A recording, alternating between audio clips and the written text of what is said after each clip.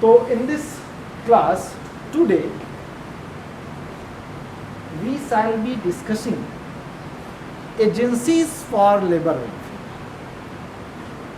As we discussed previously, there are 5 agencies of labor welfare, and these 5 agencies are employer, government, trade unions, voluntary arbitration. Government means state and central government. So in previous class we had talked about the activities undertaken by the central government as being the first agency of labor welfare. यानी कि जैसा हम लोगों ने पहले class में भी discuss किया था कि लेबर वेलफेयर की 5 एजेंसीज होती है.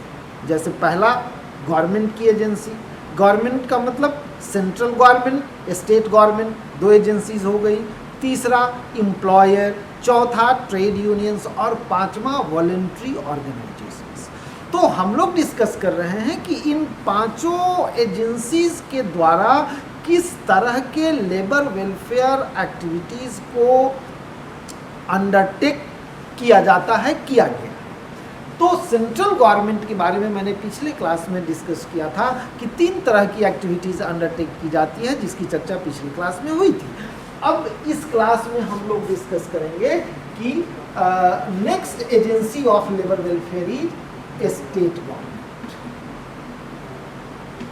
State government. Next agency is state government. State government. तो with regard to state governments, the first, like central government, activity to be undertaken by state governments is again enactment of labor legislation. So particularly with regard to our state Bihar, there are a number of labor legislations which have been enacted by our Bihar government for providing many kinds of welfare facilities to industrial employees. And first activity undertaken by the Bihar government towards labor welfare is enactment of bonded labor. Bonded बंधुआ मजदूर के उन्मूलन के लिए, bonded labour system के abolition के लिए एक कानून लागू किया गया, एक कानून लेबर लेजिस्लेशन इनेक्ट किया गया और उसके द्वारा बिहार से बंधुआ मजदूर के सिस्टम का उन्मूलन किया गया. आज के डेट में बिहार में कोई भी बंधुआ मजदूर नहीं है. तो पहली एक्टिविटी तो बिहार सरकार की हो गई, इनेक्टमेंट ऑफ लेबर लेजिस्लेशन. दूसरी एक्टिविटी कि to regulate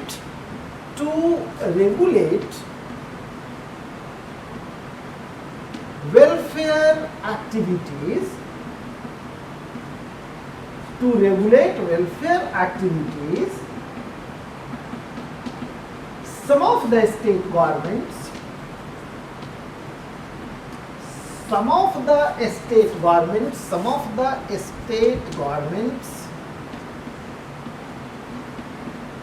have established or set up Ministry of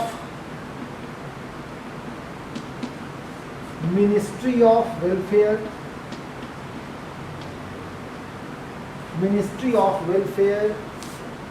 Others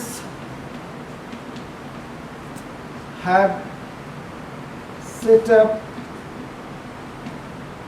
Department of Labor Welfare, Department of Labor Welfare.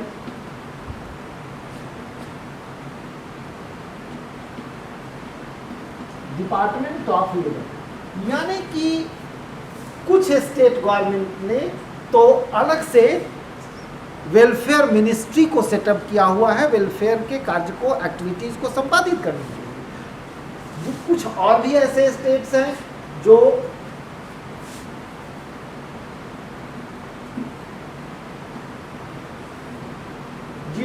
Labour welfare department को सेटअप किया है, जिसके द्वारा लेबर वेलफेयर एक्टिविटीज को अंडरटेक किया जाता है। Government of Maharashtra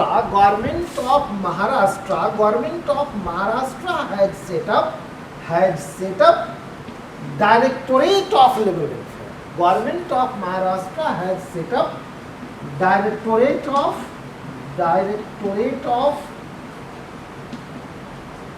labour welfare, has setup directorate of labour welfare. मतलब कि बहुत सारे स्टेट ने अपने यहाँ वेलफेयर मिनिस्ट्री को सेटअप किया हुआ है, बहुत सारे स्टेट ने अपने यहाँ लेबर वेलफेयर डिपार्टमेंट को सेटअप किया हुआ है, और गवर्नमेंट ऑफ महाराष्ट्र ने कि लेबर वेलफेयर के डायरेक्टोरेट यानी कि लेबर वेलफेयर निदेशालय, श्रम कल्याण निदेशालय की स्थापना की हुई है, जिसके द्वारा बहुत तरह की फैसिलिटीज इंडस्ट्रियल एम्प्लॉइज को, इंडस्ट्रियल वर्कर्स को प्रोवाइड की।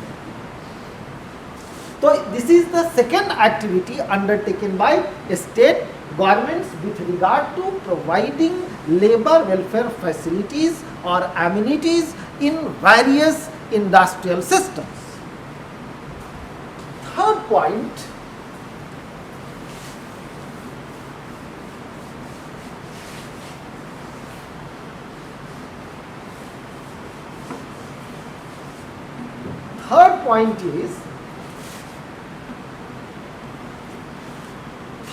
is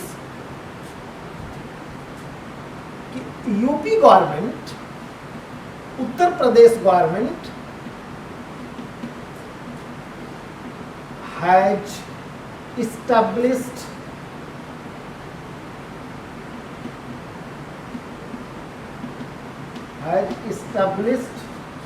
labor welfare fund.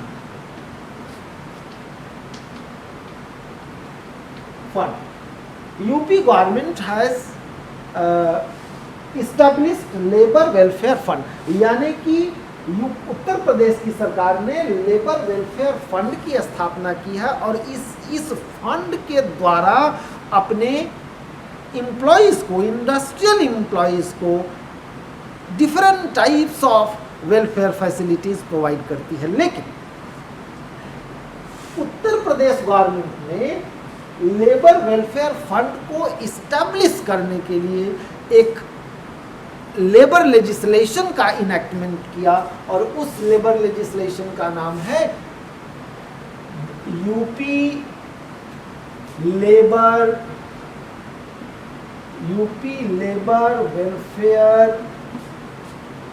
Welfare fund act 1956 में उत्तर प्रदेश की सरकार ने UP labour welfare fund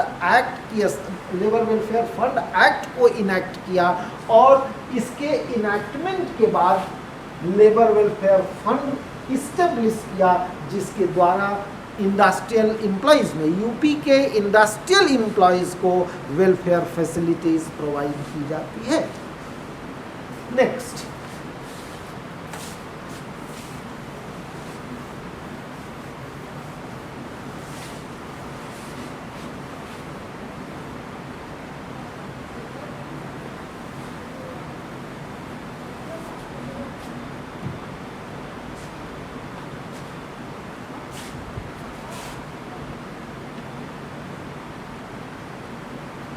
fourth activity, a number of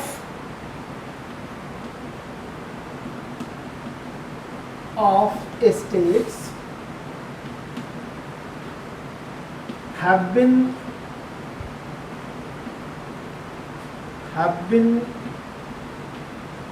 maintaining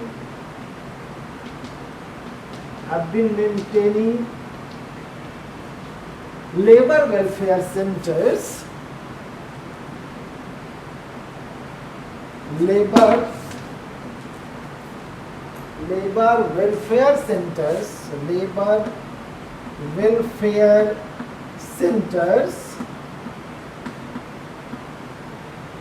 in their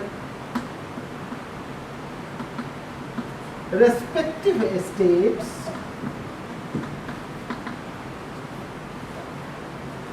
run either directly or through labor welfare boards.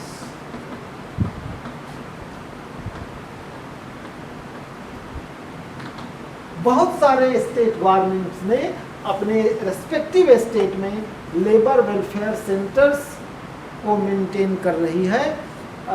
या तो उस लेबर वेलफेयर सेंटर्स को state government के द्वारा डायरेक्टली मेंटेन किया जा रहा है, अथवा state government labour welfare board बनाकर इन लेबर वेलफेयर सेंटर्स को मेंटेन कर रही है।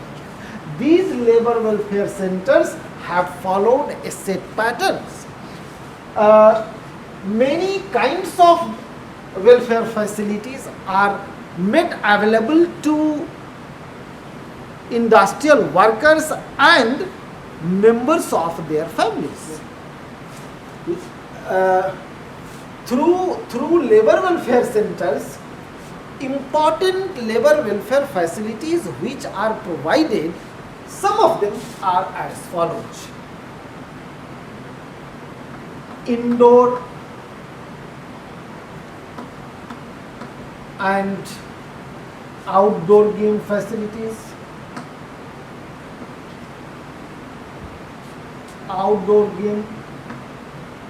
indoor and outdoor game, educational facilities,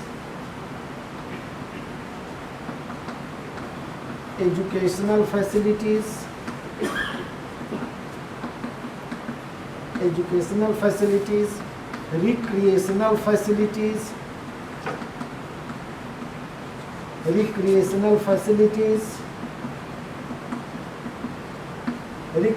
facilities,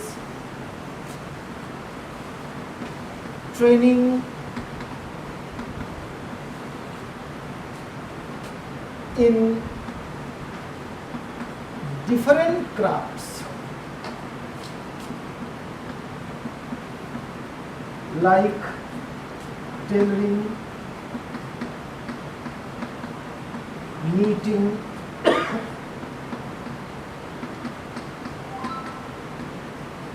toy making, etc. for female workers.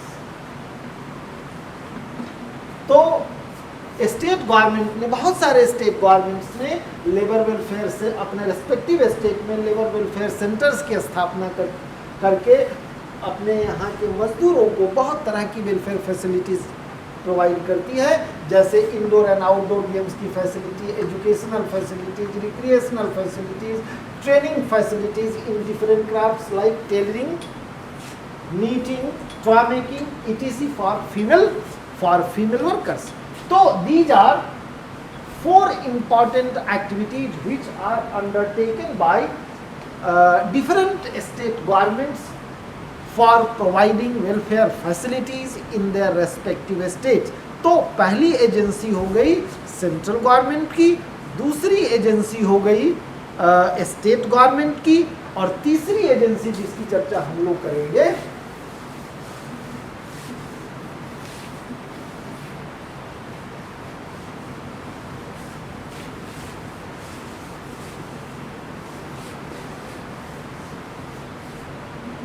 third agency is employer.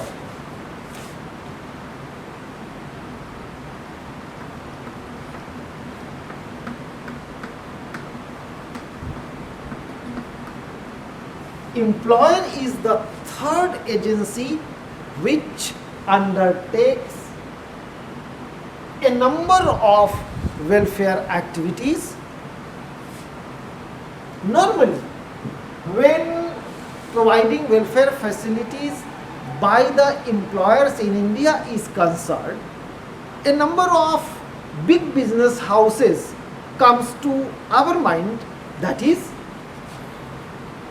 Tata Motors, Hindustan Unilevers, Godrej etc. etc. यानी कि जो important employers India में हैं और लेबर वेलफेयर के क्षेत्र में जिनका बहुत बड़ा नाम है अपने एम्प्लॉयज़ को वेलफेयर फैसिलिटीज़ प्रोवाइड करने में, उनमें से कुछ इम्पॉर्टेंट नाम से सबसे पहला टाटा मोटर्स, दूसरा हिंदुस्तान यूनिलीवर, तीसरा गोदरेज। तो एम्प्लॉयर के द्वारा किस तरह की लेबर वेलफेयर एक्टिविटीज अंडरटेक की जाती है? तो normally employers undertakes two types of welfare facilities. First is known as statutory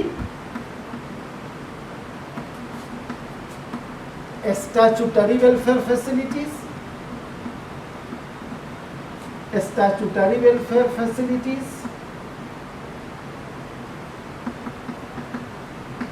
and second is non-statutory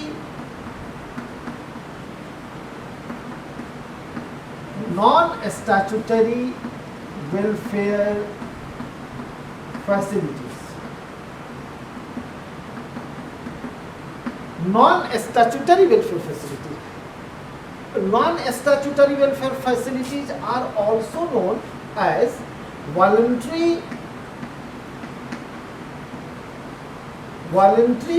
welfare facilities. Voluntary welfare facilities. So before I proceed towards discussing labor welfare activities undertaken by the employer in India, we must try to know what do we mean by statutory welfare facilities and what do we mean by non-statutory welfare facilities or voluntary welfare facilities. So those welfare facilities which are provided under some statute, legislation or act of the country are known as statutory welfare facilities. यानी कि ऐसे welfare facilities जो किसी कानून के तहत दिए जाएं, जो किसी लेजिस्लेशन के तहत दिए जाएं, उनको स्टैट्यूटरी वेलफेयर फैसिलिटी के नाम से जाना जाता है।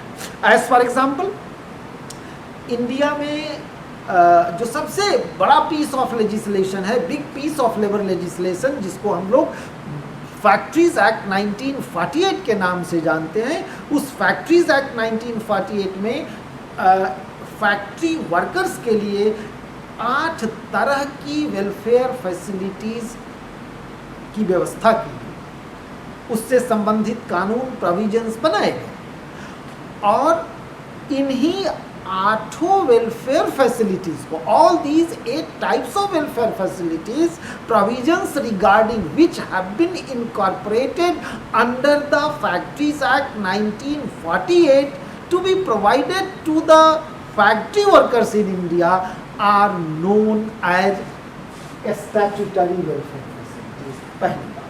दूसरी बात कि माइंस में काम करने वाले वर्कर्स के लिए एक अलग लेजिस्लेशन बनाया गया है जिसको कहते हैं कि द माइंस एक्ट 1952। इस माइंस एक्ट 1952 में भी माइंस में काम करने वाले वर्कर्स के लिए बहुत तरह की वेलफेयर फैसिलिटीज की सुविधा प्रदान की गई है। उन वेलफेयर फैसिलिटीज को भी हम स्टैट्यूटरी वेलफेयर फैसिलिटी के नाम से जानते हैं। और तीसरा लेजिस्लेशन द प्लांटेशंस लेबर, जो चाय बागान में काम करने वाले एम्प्लॉयज़ हैं, उनके लिए भी एक separate piece of legislation has been enacted by the government of India which is known as the plantations labour act 1951, under which many types of welfare facilities have been provided and which employer has to provide to his or her employees working in his or her plantations located in India, जिसकी चर्चा, तो इसको भी हम statutory welfare facilities कहेंगे। और इसकी detail में चर्चा कि फैक्ट्रीज एक्ट को हम लोग रेफर करेंगे। फैक्ट्रीज एक्ट में इंडियन फैक्ट्री वर्कर्स के लिए कौन कौन सी सुविधाएं